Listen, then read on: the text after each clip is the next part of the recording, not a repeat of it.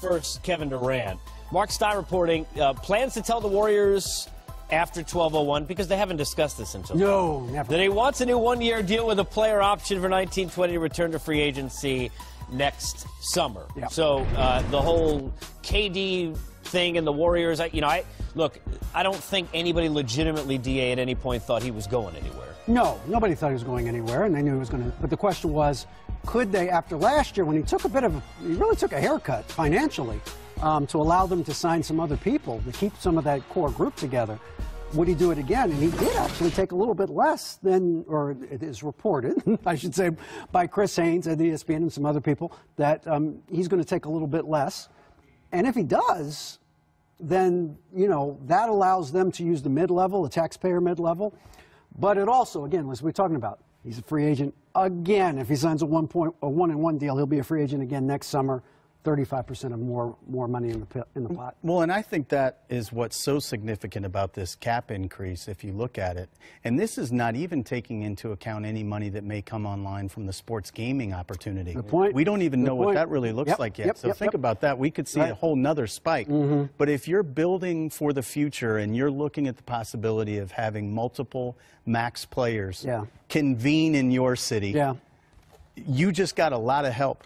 Because the difference between 113.8, which is what they were planning on, and 116 is the qualifying offer for some players. Right. It enables you to keep someone on the books, right, and continue to add to the group, and then exceed the tax. Right. It's a really significant amount of money when you're talking about working around the edges to fit as many great players as you can together, and KD is a great example. KD is willing to take less. That's the other thing that LeBron has changed in the paradigm. He is not taking $1 less than max. Not $1. That's right. And that has changed quite a bit as well. And I know the Players Association is grateful for that. Yeah, sure. Because I think it became very in vogue to put the pressure on players take less for the team. To take less. And LeBron is absolutely opposed to that and is carrying that banner for the Players Association. I understand his thought process on that too. Absolutely. Let's talk about where the Warriors are now financially, and we'll debate this throughout the course of the night in the next couple of days. Bring in our capologist extraordinaire, Eric Pincus. Eric, take us through kind of where we stand now with Durant and financially where the Warriors are at this point. Well, it's kind of a mess if you're looking at the bottom line, right? They're going to spend a tremendous amount of money on this team, and they should. They're bringing in a lot of money. They're going to be looking at somewhere in the neighborhood of $100 million. We have to see what these numbers, we're talking just tax, right, on top of the payroll. We have to see what KD comes in as. What else do they add? They may only need to add or be able to add minimum guys instead of like instead of giving like $5-6 million to a veteran. There were some rumors that Dwight Howard, once he gets bought out from the Nets, that he might want to join there, but they may not be giving him $5-6 million because that translates into $30-40 million when you start to add in the tax. So it's pretty extreme. So long term with this KD, if he goes short term, where do the Warriors go long term? They have to worry about Klay Thompson next year.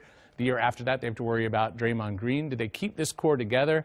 And look, if you're winning, you got to pay it. You've got to pay that money. They're moving to San Francisco soon, new arena. I know financially they may take it on the chin in the short term, but I mean, look, this is the Warriors. They're the best franchise in how many decades, really, right? The team winning like they're winning right now is unprecedented the way they're playing. I think you just got to pony up what you got to pony up.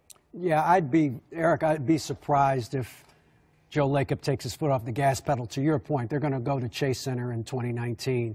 That's going to be a financial explosion for them, and they pay for the building. So it's all their money coming in. They got to keep that team together because you got to sell some pretty expensive tickets to watch a championship level team. They're not going to pay that kind of money to watch a second round team.